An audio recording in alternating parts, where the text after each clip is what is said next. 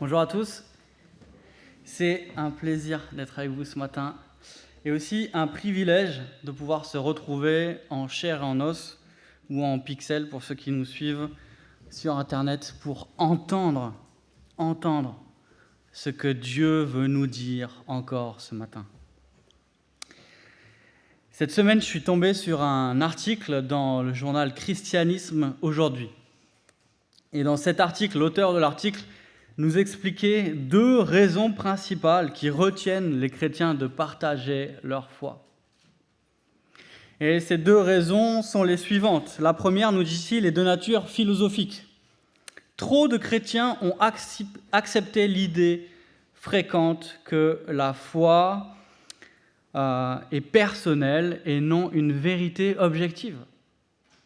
Et ainsi, ces personnes considèrent l'Évangile plutôt comme une préférence individuelle que comme une vérité publique que nous devons annoncer. Voilà la première raison qu'il avance. La deuxième est dans le fait que le message du Christ n'est pas jugé crédible, n'est pas jugé compatible avec une compréhension scientifique du monde. Et donc, puisque le message de l'Évangile n'est pas compatible avec une compréhension scientifique du monde, les chrétiens ne le partagent pas. Alors j'ai trouvé ça intéressant, mais ce matin, j'aimerais vous proposer une raison plus fondamentale et une raison plus simple. Qu'est-ce qui nous retient de partager notre foi ? C'est que notre cœur est étroit. Notre cœur est étroit. Le fait est que bien souvent, nous avons réduit le témoignage à de l'obéissance et on a oublié notre motivation. On a oublié notre motivation qui est le cœur de Dieu pour les perdus.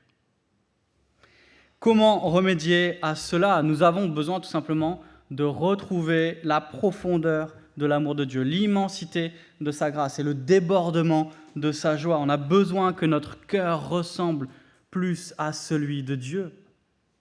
Et on l'a chanté tout à l'heure, « Tel que tu es, je voudrais te voir ». Et j'aimerais que ce soit une prière que l'on fait ce matin. Et je vais prier courtement avant de lire le texte. Seigneur, nous avons besoin de te voir tel que tu es. Nous avons besoin que tu viennes parler à nos cœurs et nous avons besoin que tu viennes modeler nos cœurs pour que notre cœur ressemble plus au tien. Notre cœur est étroit, il est vrai, que ton amour vienne l'élargir, Seigneur, ce matin, par ta parole, par la puissance de ton esprit. Amen. J'aimerais continuer la lecture avec vous dans l'Évangile selon Luc. Nous sommes au chapitre 15. Nous lisons pour l'instant les 2 premiers versets. Luc 15, versets 1 et 2.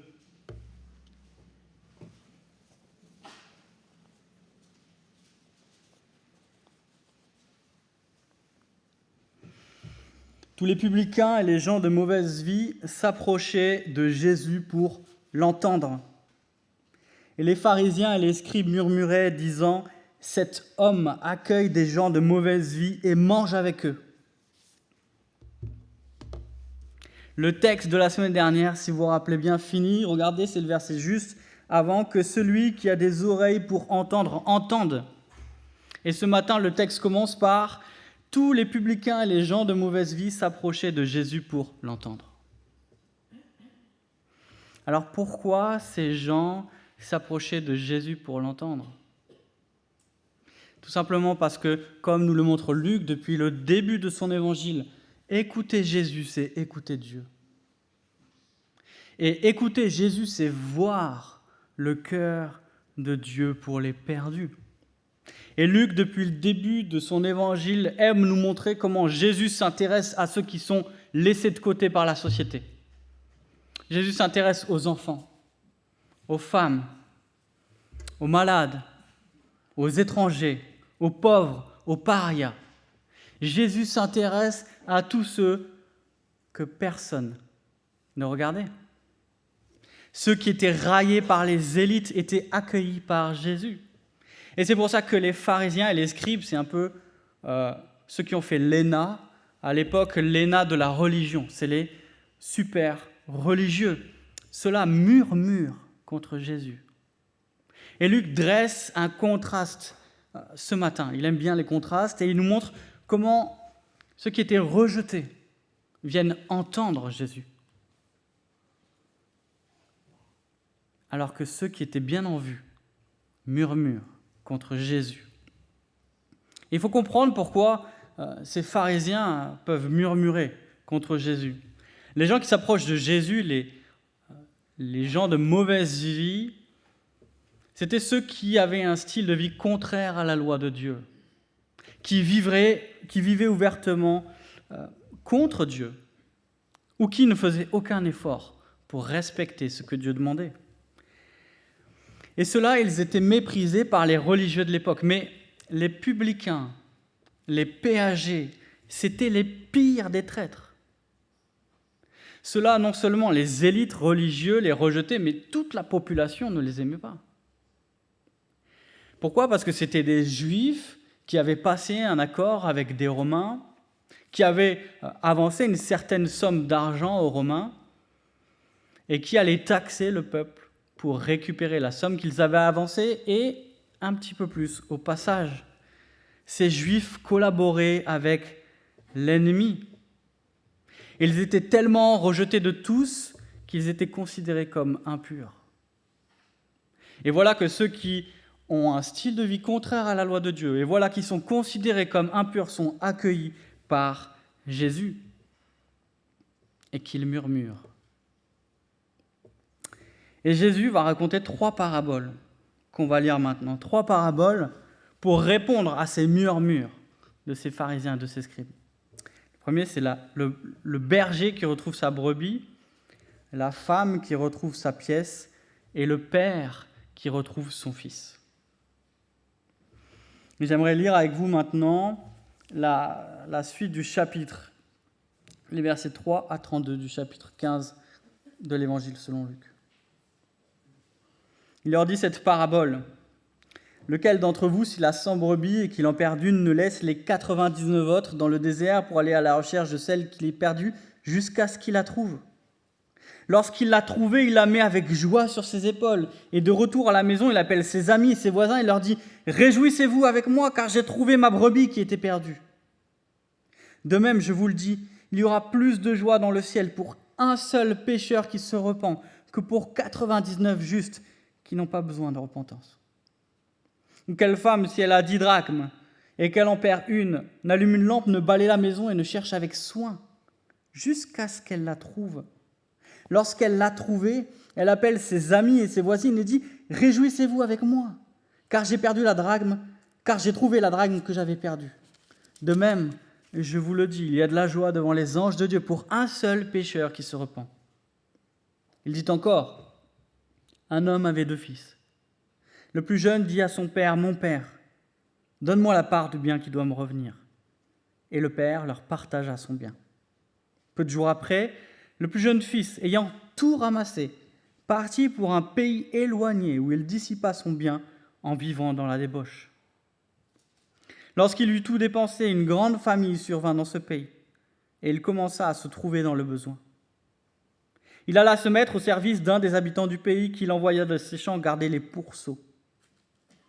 Il aurait bien voulu se rassasier des carouges que mangeaient les pourceaux, mais personne ne lui en donnait. Étant rentré en lui-même, il dit « Combien d'ouvriers chez mon père ont du pain en abondance, et moi, ici, je meurs de faim. Je me lèverai, j'irai vers mon père, et je lui dirai « Mon père, j'ai péché contre le ciel et contre toi. Je ne suis plus digne d'être appelé ton fils. Traite-moi comme l'un de tes ouvriers. » Et il se leva et alla vers son père. Comme il était encore loin, son père le vit et fut ému de compassion. Il courut se jeter à son cou et l'embrassa.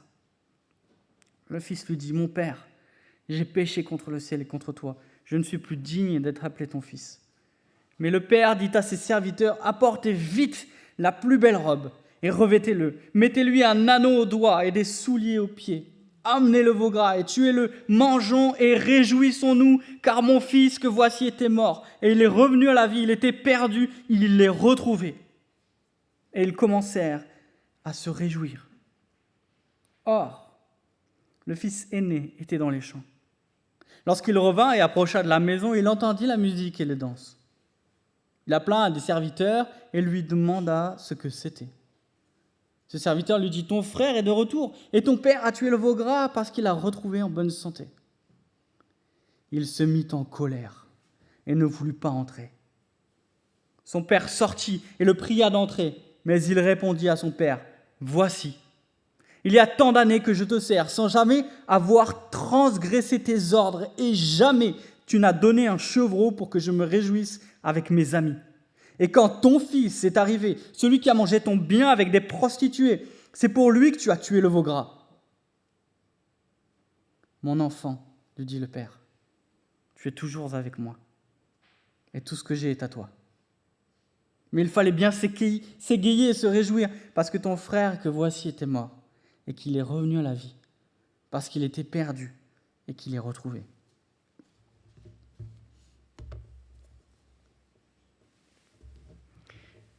Je vous propose ce matin que si nous manquons de zèle dans notre témoignage, c'est que bien souvent, au fond, nous sommes comme ces pharisiens et ces scribes.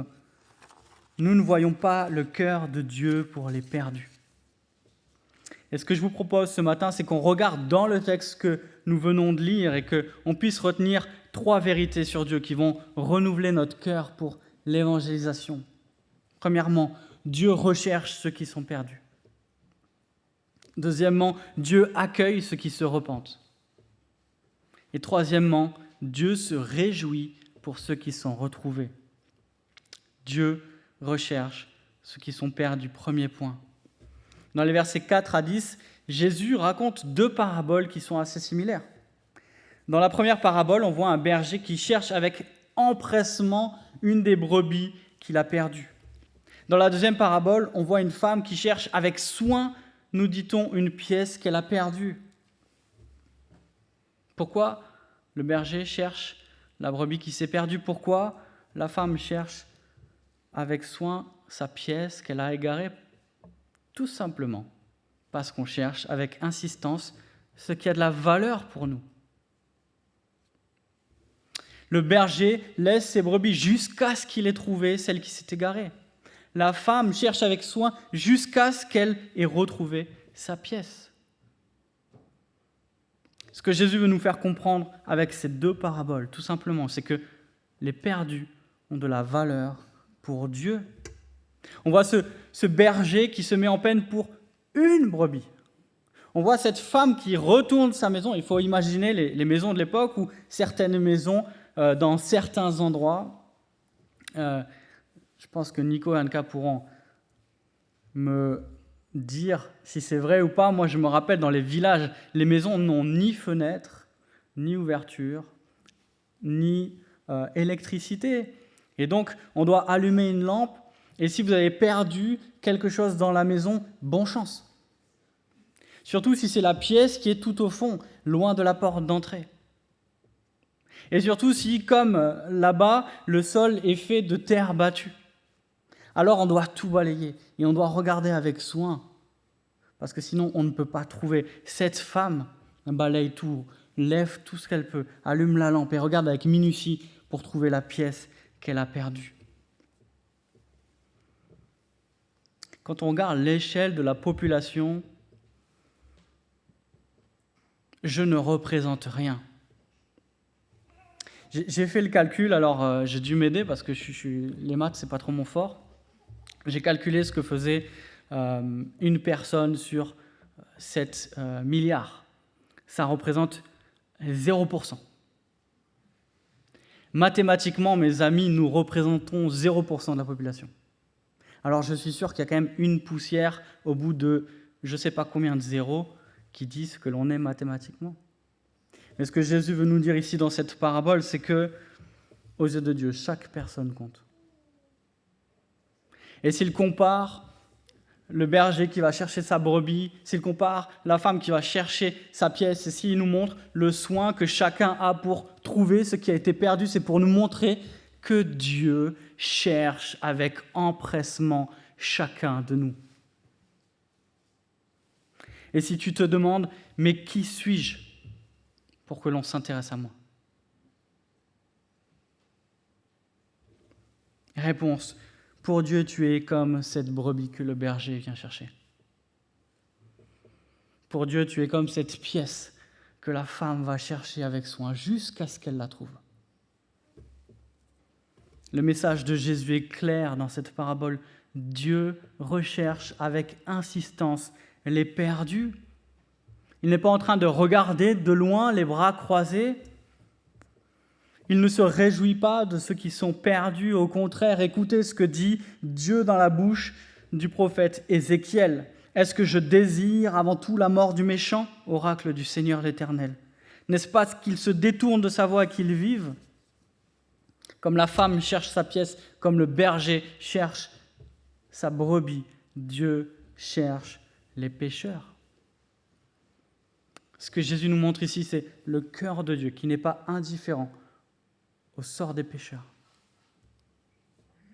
Et en fait, il est en train de répondre aux pharisiens et aux scribes qui murmurent contre Jésus qui accueille les pécheurs. Il est en train de leur montrer qu'ils ne comprennent pas, qu'ils ne voient pas que l'attitude de Jésus envers les pécheurs reflète le cœur de Dieu envers les pécheurs. Ils n'ont pas compris que la mission de Jésus est la mission de Dieu. Et cette mission, Jésus va l'articuler très clairement. Quelques chapitres plus loin, au chapitre 19, le Fils de l'homme est venu chercher et sauver ce qui était perdu. Jésus est la preuve vivante de cet amour du Père qui recherche les perdus, de Dieu qui envoie son Fils pour sauver tous ceux qui croient en lui. Et ce matin, mes amis, notre zèle peut être renouvelé parce que nous avons l'assurance que Dieu lui-même recherche activement les pécheurs. Et cette vérité doit aussi nous encourager dans notre prière pour nos amis, nos voisins, notre famille qui ne connaît pas encore Dieu. Parce que le cœur de Dieu est tourné vers eux. Deuxième point, Dieu accueille ceux qui se repentent. Cette troisième parabole est la plus connue, peut-être la mieux aimée de toutes les paraboles de l'Écriture avec le bon Samaritain. Elle fait tellement écho à ce à quoi nous aspirons. Et ce n'était pas impossible de donner un héritage de son vivant, mais c'était fort inhabituel. Et on imagine la peine du père quand il entend la demande de son fils cadet « Donne-moi la part de la fortune qui doit me revenir ». Et alors le père a dû partager son bien en deux parts, comme la loi l'exigeait. Les 2/3 revenaient au fils aîné et le dernier tiers revenait au fils cadet. Et le texte nous dit que le fils a vendu tout ce qu'il avait pour partir à Las Vegas. Alors, ils ne nous disent pas ça comme ça, mais on imagine que c'est un peu ça. La manière dont il décrit comment il a dépensé son argent nous fait penser à cela. Et on voit comment le texte nous montre que le fils cadet coupe les ponts. Il coupe les ponts, il prend tout ce qu'il a. Et il part dans un pays lointain. C'est clair par son attitude qu'il ne veut pas revenir. C'est clair qu'il en a assez. Peut-être ça fait des mois, peut-être ça fait des années qu'il réfléchit à la manière dont il pourrait s'éloigner de cet environnement, dont il pourrait quitter sa maison. Il part, il prend tout dans un pays lointain. Mais après avoir tout dépensé, nous dit le texte, il se retrouve sans le sou. Et on voit que le malheur s'abat et s'ajoute à son insouciance. Une famine l'entraîne au fond du trou. Il en est réduit à l'impensable. Il doit élever des porcs. Et peut-être que pour nous, ça ne semble pas le meilleur des métiers. Mais pour les Juifs, c'était carrément impensable. Écoutez ce que dit un texte juif. « Maudit soit l'homme qui élève des porcs. Maudit soit l'homme qui élève des porcs. » Le porc, ce n'était pas juste un animal dégoûtant, c'était un animal impur. Et sa situation est tellement misérable que le texte nous dit que, avec ironie d'ailleurs, les porcs mangent mieux que lui. Et on voit ce fils cadet qui est parti avec sa fortune, qui est au dos du mur et qui prend une résolution. Regardez les versets 18 à 20. « Je me lèverai, j'irai vers mon père, et je lui dirai, mon père, j'ai péché contre le ciel et contre toi. Je ne suis plus digne d'être appelé ton fils. Traite-moi comme l'un de tes employés. » Il se leva et alla vers son père. Il est prêt à être traité comme l'un de ses employés. Et ici, le mot qui est utilisé pour employé désigne une certaine catégorie d'employés. C'était la catégorie la plus basse de tous les employés qu'il pouvait exister. C'était les employés qui étaient payés à la journée. Même ceux qu'on désignait comme esclaves, les serviteurs, faisaient partie de la maison élargie. Ils étaient traités comme de la famille élargie. Mais ces serviteurs-là étaient juste employés à la journée. C'était ceux des employés qui avaient le moins de droits. Et le fils, tellement il en est réduit à la pauvreté, à la misère, vient à envier le sort de ces hommes-là. Et la parabole nous offre une belle image de la repentance. Et nous donne aussi quelques clés pour mieux comprendre ce que veut dire se repentir. Je vous en propose plusieurs ici. Premièrement, se repentir, c'est regretter non les conséquences, mais nos actes. C'est être triste non à cause de ce qui nous arrive, mais à cause de ce que l'on a fait. Et c'est vrai que ici, c'est parce qu'il est dans la misère que le Fils est amené à rentrer en lui-même, à se rendre compte de l'état dans lequel il est. Mais la manière dont il formule sa repentance nous montre que il ne met pas en avant ce qu'il vit, il met en avant ce qu'il fait. Ce qu'il a fait. J'ai péché, dit le Fils. J'ai péché. Une vraie repentance, ça ne commence pas quand nous sommes tristes de notre sort, mais quand nous sommes tristes de notre état et de ce que nous avons fait. Se repentir, c'est aussi reconnaître que le péché est d'abord une offense à Dieu. Regardez, j'ai péché contre le ciel et envers toi. Et là, on entend aussi l'écho de la confession de David à Nathan qui vient le voir pour le mettre face à son péché et qui dit « J'ai péché contre toi et toi seul, dit-il à Dieu. » Se repentir, c'est aussi reconnaître que nous avons fait mal et que nous avons fait du mal. La repentance cherche la réconciliation. C'est reconnaître que nous avons péché contre Dieu, mais que nous avons aussi péché contre notre prochain, contre notre frère, contre notre sœur, contre notre voisin, contre notre épouse, contre notre mari, contre nos enfants. Se repentir, c'est reconnaître notre état et reconnaître que nous ne méritons rien sinon la colère. Le Fils dit « Je ne suis plus digne d'être appelé ton fils ». Se repentir, c'est aussi reconnaître qu'il n'est jamais trop tard. Il n'est jamais trop tard pour revenir à Dieu. Personne n'est allé trop loin, personne n'est tombé trop bas pour être hors de portée de la grâce de Dieu. Honnêtement, quand on regarde la situation de cet homme qui a désavoué son père, qui l'a déshonoré, qui est parti, qui a tout dilapidé,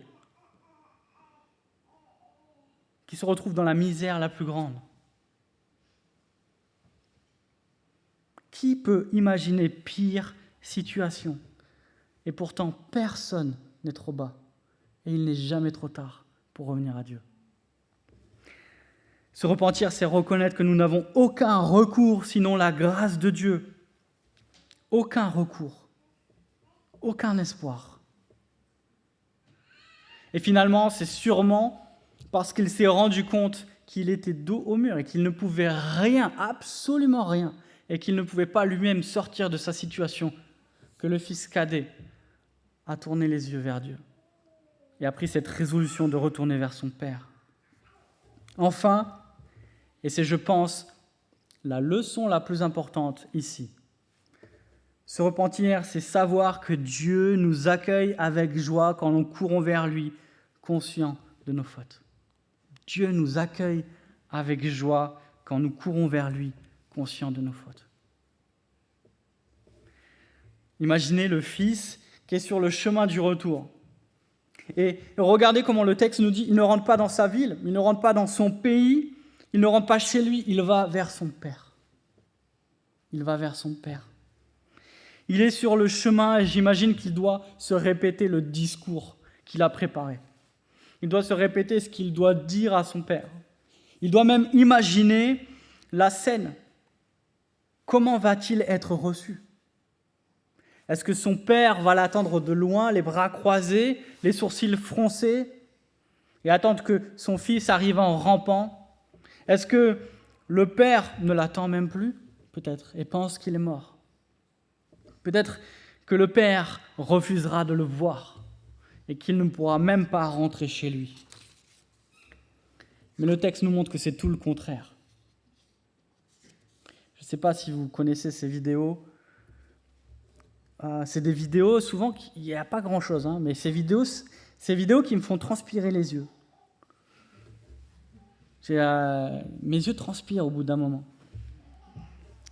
C'est des vidéos sur YouTube de retrouvailles. On voit souvent c'est des enfants, souvent c'est un frère, un ami ou un fils qui est parti souvent loin et souvent à la guerre et qui revient de manière inopinée et qui fait une surprise à ses parents. Et on voit la surprise, la joie de la réunion. Et c'est un peu cette scène que l'on voit ici. Le père voit son fils de loin et il court vers lui. Et là, il faut bien comprendre que c'est une chose totalement inhabituelle pour les hommes de son âge. À cette époque, à cet endroit, on ne court pas. Mais là, il court et il se jette au cou de son fils et il l'embrasse. Son fils était perdu et il est retrouvé. Et on voit le fils qui récite ce qu'il a préparé, mais son père qui l'interrompt et qui dit à ses serviteurs « Allez chercher la plus belle robe, son père veut l'honorer. Mettez-lui un anneau, son père veut lui donner l'autorité. Mettez-lui des sandales, son père veut lui montrer sa liberté. Il n'y a que les esclaves qui marchent pieds nus. » Avec la repentance vient la réconciliation, et avec la réconciliation vient la restauration. Le Père rétablit pleinement le Fils. Et la joie du Père n'a d'égal que la joie du Fils. Et ce que Jésus veut nous montrer ce matin, ce qu'il voulait montrer aux pharisiens et aux scribes, à ceux qui murmuraient, et ce qu'il veut nous montrer à nous ce matin, c'est que comme ce Père accueille son Fils, Dieu accueille ceux qui se repentent. Ceux qui viennent humblement à Dieu seront reçus avec miséricorde et avec joie. Ce matin, vous êtes peut-être dans la même situation que le fils cadet. Pour une raison ou pour une autre, vous êtes loin de Dieu. Vous êtes rentré en vous-même et vous avez considéré votre état. Vous vous êtes perdu, vous êtes loin du Père, loin de ce qui fait votre joie et votre paix. Et peut-être que jusqu'à maintenant, vous vous disiez « Le Père m'attend sûrement les bras croisés et je vais devoir faire mes preuves. Dieu doit m'attendre au tournant. Je vais passer un sale quart d'heure. » Mais regardez, ce Père qui accueille son Fils. Dieu accueille ceux qui se repentent et qui viennent humblement à lui. Dieu accueille ceux qui reconnaissent leurs péchés et le besoin de sa grâce. Jésus nous montre ce Père qui court vers celui qui était perdu et qui maintenant est retrouvé. Voilà de quoi renouveler le zèle de notre témoignage. Dieu accueille ceux qui se tournent vers lui. Et si les pharisiens et les scribes murmuraient, c'est qu'ils pensaient les personnes qui s'approchaient de Jésus pour l'entendre indignes. Mais Jésus nous dit « Je suis venu pour ceux qui sont brisés. Je suis venu pour ceux qui sont perdus. Je suis venu pour ceux qui se reconnaissent malades. Pour vous, pour moi, pour chacun de nous. » Troisième vérité pour renouveler notre témoignage. Dieu se réjouit pour ceux qui sont retrouvés. Regardez encore une fois le texte avec moi et regardez comment ce thème de la joie parcourt tout le texte. Le berger retrouve sa brebis, la met avec joie sur ses épaules. Il appelle ses amis, leur dit « Réjouissez-vous avec moi, car j'ai trouvé ma brebis qui était perdue. » Jésus dit « Il y a plus de joie dans le ciel pour un seul pécheur qui se repent. » La femme qui retrouve sa pièce appelle ses amis, ses voisines, dit « Réjouissez-vous avec moi, car j'ai trouvé la drachme que j'avais perdue. » De même, je vous le dis, il y a plus de joie devant les anges de Dieu pour un seul pécheur qui se repent. Le père qui vient de retrouver son fils dit « Amenez le veau gras, tuez-le, mangeons et réjouissons-nous. Car mon fils que voici était mort, il est revenu à la vie, il était perdu, il est retrouvé. » Ils commencèrent à se réjouir. Il fallait bien se réjouir, explique le père à son fils aîné, car celui qui était mort est revenu à la vie, celui qui était perdu est retrouvé. S'il y a vraiment une chose en particulier que Jésus veut nous montrer ce matin, c'est la joie qu'il y a pour un pécheur qui se repent. Mais on voit dans la fin de notre texte que l'attitude du père contraste avec l'attitude du fils aîné. On voit que le père est plein de joie, mais que le fils aîné est rempli de colère. Et au fond, le fils aîné reproche à son père la même chose que les pharisiens et les scribes reprochaient à Jésus. Il accueille et il mange avec les pécheurs. Et même, il se réjouit avec eux. En fait, le fils aîné ne voit pas le cœur du père. Écoutez ce qu'il dit, verset 29. « Jamais tu ne m'as donné un chevreau. » Et le père qui lui répond tendrement, « Mon enfant, tu es toujours avec moi. » L'aîné ne voit pas le cœur du père parce qu'il est aveuglé par sa propre justice. Notre sentiment de propre justice nous rend aveugles et insensibles. Notre sentiment de propre justice nous rend aveugles et insensibles. Je ne sais pas si vous avez remarqué, si vous avez une bouteille de gaz, elle tombe toujours en panne au mauvais moment. Et là, elle était tombée en panne pendant que Alexandra, mon épouse, cuisinait. Et moi, j'étais en train de travailler sûrement sur quelque chose d'extrêmement important. Je le sais parce que je me souviens que ça avait un petit peu embêté de devoir chercher une bouteille de gaz à ce moment-là.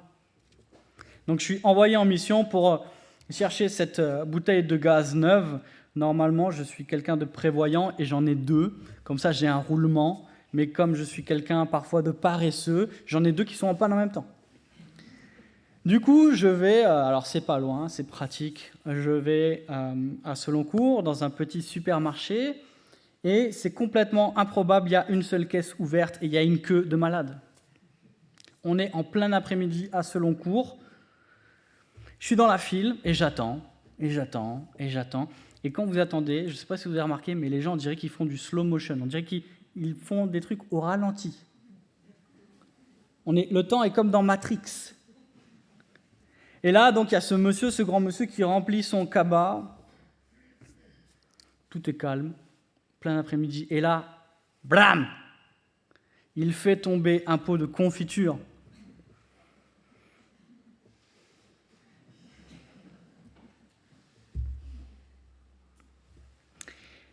Tout de suite, l'homme qui vient de faire tomber ce pot de confiture, tout le monde l'a vu, que c'est lui qui l'a fait tomber, il se tourne vers la caissière et dit « Mais c'est pas possible de stresser les gens en allant aussi vite. » Moi, j'avais envie de dire « Mais c'est pas possible de faire tomber un pot de confiture en allant si lentement. » Et dans ma tête, j'en revenais pas. Mais comment cet homme peut s'en prendre à cette pauvre dame qui ne fait que son travail, elle est aimable, qui plus est, la mauvaise foi en personne. Et alors que les gens nettoyaient la scène et que le temps s'allongeait, je me disais à l'intérieur, encore un bel exemple du cœur humain. Ce qui sort, c'est ce qui s'y trouve. Je regardais ça avec un air un petit peu consterné. Et en même temps, j'étais un petit peu content d'avoir vu d'avoir percé, mis à jour ce bel exemple du cœur humain tortueux. Et à ce moment-là, il y a mon téléphone qui sonne. C'est ma femme qui me demande un truc du genre « Puisque tu es là-bas, tu peux me prendre ça et ça ?»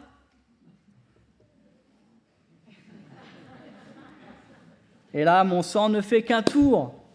« Mais tu te rends pas compte, je fais la queue depuis tout à l'heure. J'attends depuis longtemps et maintenant je dois retourner dans le magasin, je dois encore chercher des trucs, je vais devoir faire la queue, j'ai des trucs importants à faire. » Je quitte la file pour aller chercher ce qu'elle m'a demandé et là, j'étais convaincu de pécher. Encore un bel exemple du cœur humain.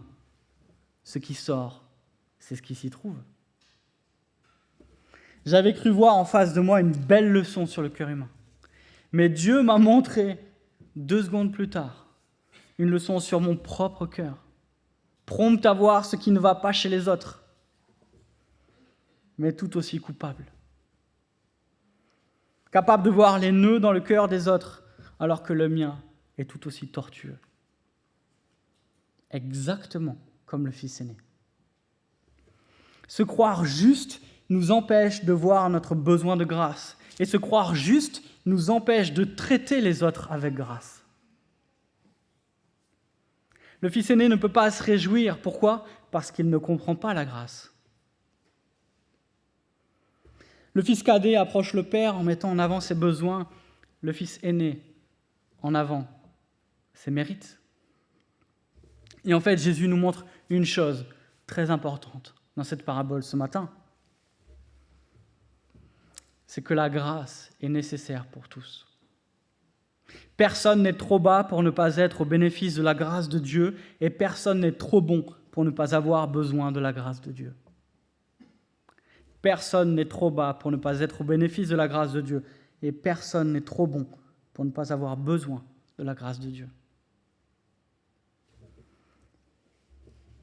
Peut-être certains ce matin sont comme le fils cadet, sont rentrés en eux-mêmes, ont reconnu leur misère et leur besoin de la grâce de Dieu. Mais peut-être que certains ce matin sont dans la même situation que le fils aîné. Peut-être sont en colère contre Dieu. Peut-être qu'ils pensent, comme le fils aîné, que Dieu ne leur donne pas ce qu'ils méritent. Mais comme au fils aîné, le Père Céleste répond « Tu es toujours avec moi. Tu es toujours avec moi. Tout ce qui est à moi est à toi. Et je suis avec toi tous les jours. » La question pour nous ce matin que nous laisse cette parabole est la suivante. Est-ce qu'on va rentrer chez le Père pour partager le banquet ? Est-ce qu'on va rentrer chez lui parce que nous étions loin, ou rentrer chez lui parce que nous sommes en colère ? En tout cas, une chose est sûre, mes amis, c'est que le Père en serait rempli de joie. Ces 3 paraboles nous montrent une même et seule réalité, l'amour du Père pour les perdus. C'est cet amour qui pousse Dieu à rechercher les perdus, à accueillir les pécheurs et à se réjouir pour ceux qui se tournent avec lui humblement par la repentance. Et c'est ce cœur de Dieu que nous pouvons contempler dans ces paraboles qui doit renouveler notre zèle pour l'évangélisation. C'est ce cœur de Dieu qui nous aide à mieux saisir la profondeur de son amour, l'immensité de sa grâce et le débordement de sa joie. Nous avons besoin que notre cœur ressemble à celui de Dieu, que son amour vienne élargir notre cœur. Je vais prier.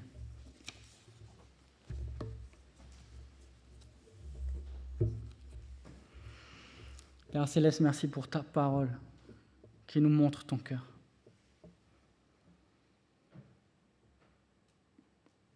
Qui nous montre que tu n'es pas un Dieu lointain, qui est indifférent, ou pire, qui se réjouit de ceux qui sont loin de toi. Au contraire, tu as tellement aimé le monde que tu as envoyé ton Fils, Jésus-Christ, et que tu l'as donné afin que tous ceux qui croient en lui ne meurent pas, mais qu'ils aient la vie éternelle avec toi. Merci Seigneur de ces paraboles qui nous montrent ton cœur qui va vers les pécheurs, qui les accueille avec joie.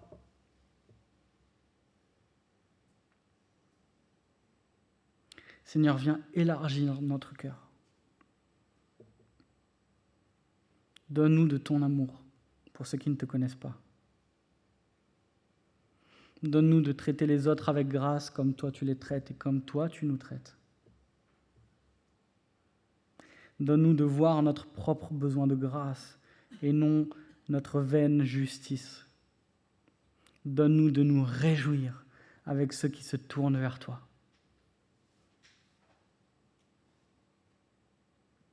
Viens élargir notre cœur, Seigneur. Amen.